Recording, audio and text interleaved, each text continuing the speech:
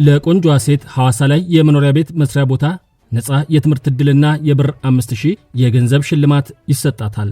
ይህ ማስታወቂያ ነው። የደቡብ ሚስ ቱሪዝምን ለመምረጥ በ2001 ዓ.ም ይፋ የሆነ ማስታወቂያውን ያወቀችው ቆንጆ ነኝ ብላ በራሷ የተማመነችው ፍሬወይኒ በቁንጅና ውድድሩ ላይ ተወዳደረች።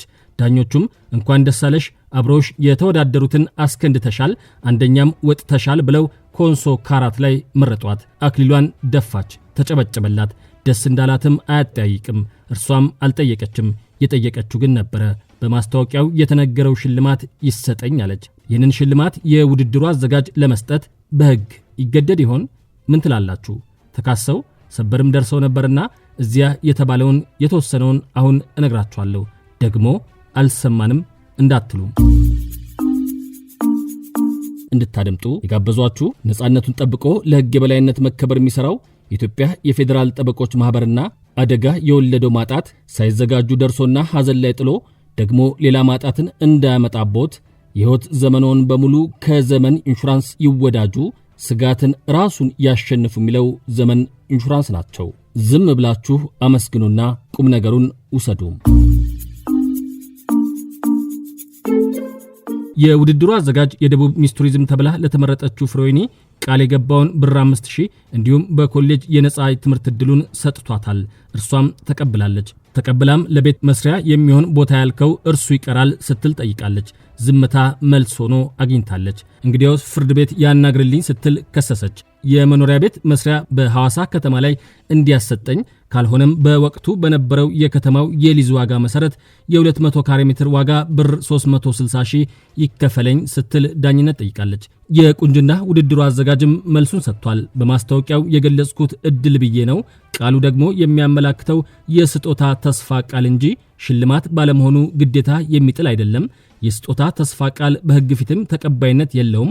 ፎርማሊቲውንም የጠበቀ አይደለም።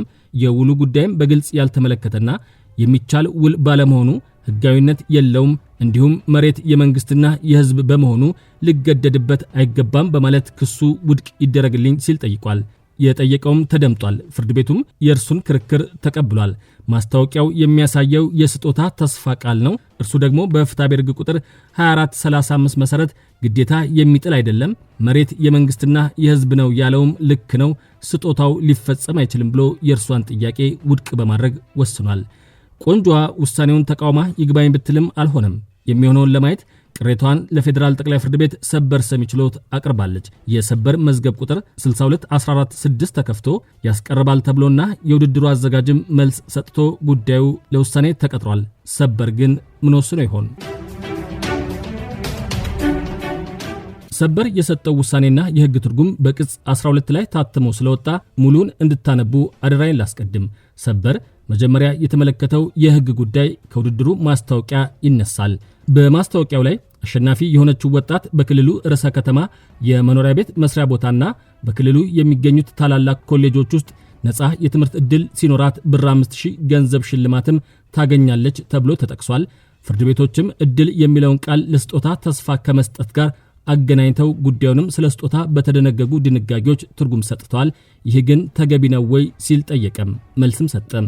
የፍትሐብሔር ሕግ ቁጥር 1689 ሽልማት ስለመስጠት በግልጽ የተሰጠ የተስፋ ቃል ብሎ አንድ የጠፋ ዕቃ ላገኘ ወይም ሌላ ነገር ለፈጸመ ሰው ሽልማት ይሰጠዋል ተብሎ በተለጠፈ ማስታወቂያ ወይም በአደባባይ ሊታወቅ በሚቻል ሌላ አይነት ማስታወቂያ ወጥቶ ቃል ከተሰጠ በኋላ የጠፋውን ዕቃ አግኝቶ ቢያመጣ ወይም እንዲፈጸም የተባለውን ሥራ ፈጽሞ ቢገኝ ይህን ያደረገው ሰው የወጣውን ማስታወቂያ ሳያውቅ ቢቀርም የተሰጠውን የተስፋ ቃል እንደተቀበለ ይቆጠራል በማለት ይደነግጋል። የቁንጅና ውድድሩና ሽልማቱ ጉዳይም የሚዳኘው በዚህ ድንጋጌ እንጂ በስጦታ ሕግ ድንጋጌ አይደለም አለ። አስከተለናም የድንጋጌው ንዑስ ቁጥር 2 ደግሞ እንዲህ በሆነ ጊዜ ቃል ሰጪውም በበኩሉ የሰጠውን የተስፋ ቃል የመፈጸም ግዴታ አለበት በማለት የሚደነግግ በመሆኑ የቁንጅና ውድድሩ አዘጋጅ በገባው ቃል መሰረት የመሬት ሽልማቱን መስጠት አለበት ሲል ወሰነ። የመሬቱም ጉዳይ በሕጉ አግባብ በሊዝ ገዝቶ የሚፈጽመው እንጂ ፈጽሞ የማይቻልና የማይሞከር ጉዳይ አይደለም። በመሆኑም የስር ፍርድ ቤቶች ውሳኔ ተሽሯል። ተጠሪ በሕጉ አግባብ መሬቱን በሊዝ እንዲሰጥ ካልሆነም ዋጋውን በሊዝ ሕጉ ደንቡና መመሪያው መሰረት አስልቶ ለአመልካች እንዲከፍል በማለት ወስኗል። የዛሬውን አበቃን። እንድታደምጡ የጋበዟችሁ ነጻነቱን ጠብቆ ለሕግ የበላይነት መከበር የሚሰራው የኢትዮጵያ የፌዴራል ጠበቆች ማህበርና አደጋ የወለደው ማጣት ሳይዘጋጁ ደርሶና ሐዘን ላይ ጥሎ ደግሞ ሌላ ማጣትን እንዳያመጣቦት የሕይወት ዘመኖን በሙሉ ከዘመን ኢንሹራንስ ይወዳጁ፣ ስጋትን ራሱን ያሸንፉ የሚለው ዘመን ኢንሹራንስ ነበሩ።